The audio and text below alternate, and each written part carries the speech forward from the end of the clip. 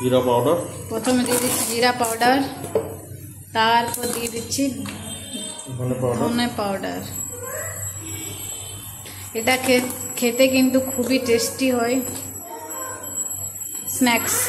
লঙ্কা powder, তারপর দিয়ে দিচ্ছি লঙ্কা পাউডার। এটা হচ্ছে কাবলি চানা, তাই না?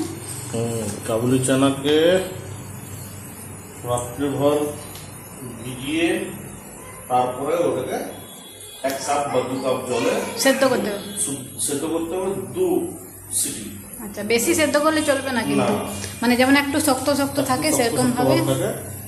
আদা কাদ্দুকাস করে নিয়েছি। আদা তোমরা চাইলে পেস্ট করেও দিতে পারো।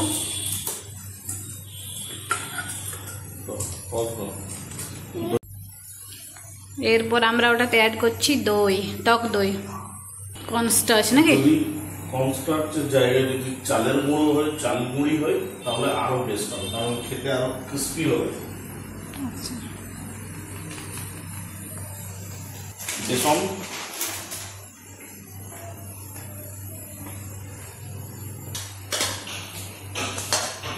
সাংস্কৃতিক স্ন্যাক্সের নাম শুনে পড়াশোনা সব ছেড়ে চলে এসেছে।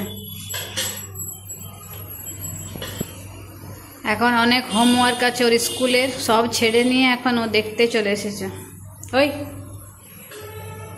যাও হোমওয়ার্ক করবে, যাও। কনসিস্টেন্সি ব্যাটার মিক্সার এরকম যেন।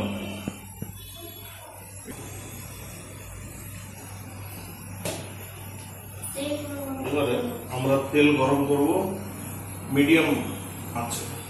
মিক্স করতে হবে, সেটা হচ্ছে কাগজির রস, তাহলে কিন্তু খেতে আরো টেস্টি হয়ে যাবে।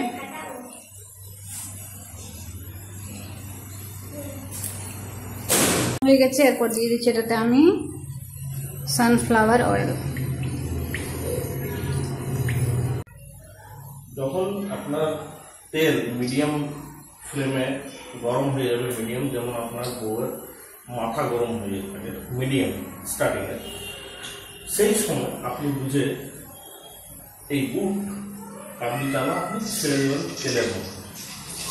রাইট, দেখুন কীরকম বউ যেমন গালাগালি দেয় সেরকম আওয়াজ আসছে, চিন চিন চিন চিন চিন।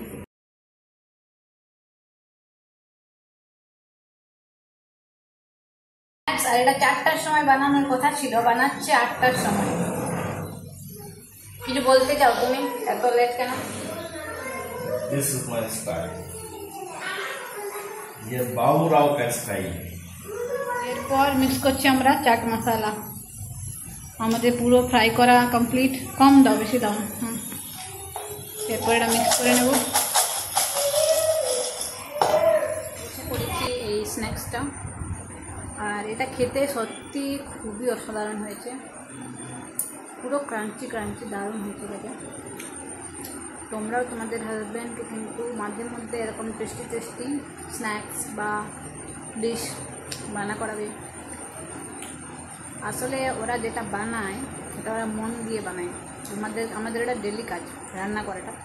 তাই আমরা অত মন দিয়ে রান্না করি না, কিন্তু ওরা মাসে 10 একবার করে, ভালো টেস্টি হয়। যাই হোক, এটা খেয়ে কেমন হয়েছে? অসাধারণ। তুমি বানালে আর তোমাকে জিজ্ঞাসা করছি কেমন হয়েছে। অ্যাকচুয়ালি মানে একটু সাউরি টেস্ট থাকবে, যদি হালকা দই আর একটু কাগজির রস যদি হয়ে যায়, আর ব্যাটারটা যেন ভালো হয়, ভালোভাবে ফ্রাই হওয়ার পর একটু চাট মশলা, দারুণ লাগে, অসাধারণ লাগছে। আহা।